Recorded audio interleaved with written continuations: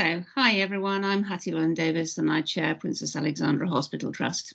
And this is my chance to tell you about what happened at our board meeting last week.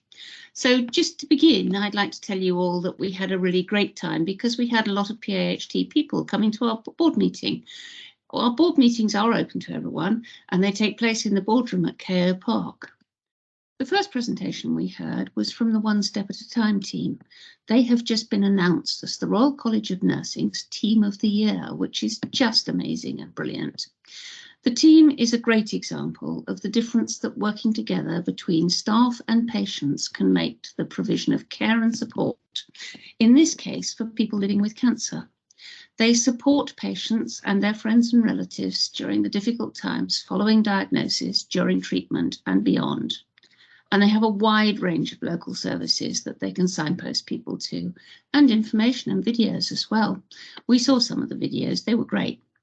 We really hope to extend this approach to other long-term conditions so that other people can share from this approach of shared design between staff and patients. Next thing we talked about was the MacMillan Cancer Information Centre. We heard about funding that MacMillan have given us for a new cancer information centre based in the Williams Day unit.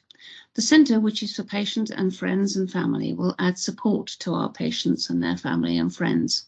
I'd like to say a big thank you to MacMillan for the funding for doing this. In my report, we talked about the cost of living. We picked up some of the options that we're offering both to our people and to our patients. And I made a request that if anyone has any ideas of other things that they think would be useful, please do let us know through the Health and Wellbeing team. We talked about winter planning. We talked about the extensive plans, both for PAH and across the whole system. We talked about putting in place improved patient flow, and that has involved moving some services into Gibbard ward and away from the main hospital. So make sure you check where services are before you come to us next time. We talked about the virtual hospital, which is also part of our winter planning, and it will be available for patients between 8 in the morning to 8 at night, 7 days a week. And its aim is to improve the health of local patients while reducing pressure on the hospital itself by treating you much closer to home than at present. The service is being delivered by West Essex Health and Care Partnership, and that brings together us, staff from Essex Partnership, University Foundation Trust, St Clair's Hospice, the Integrated Care Board and the County Council. So it's an amazing array of skilled people delivering that service.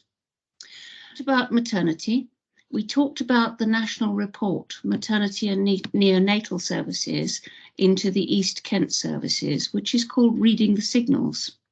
And we shared and discussed the learning and development that needs to come from that and the way that we as a trust can respond. I'd like to say a really big thank you to our PAHT maternity team for their hard work and transparency in what has been a very difficult time for all maternity services across the country. We discussed culture, which has been a focus for us for some time and sits as one of the 5 main areas of our PAHT 2030 strategy. It can be difficult to measure culture, but we also, all of us individually, know what good looks like. So our challenge is to make sure that each and every one of us who work in PAHT actually takes responsibility for the culture where we work, and then that will apply across the whole organisation and its services. We talked about our national submissions to the Department of Health on equality and diversity, specifically looking at race and disability. And they act as a useful reminder for me to be able to yet again nag you about the importance of completing individual personal details on your electronic staff record. We really do need to know about your protected characteristics and any disability that you have, not for you as an individual, but so that we can make adjustments and make sure that we support you in your everyday work and ensure that our workplace suits every individual. Our next public board meeting is on the 2nd of February.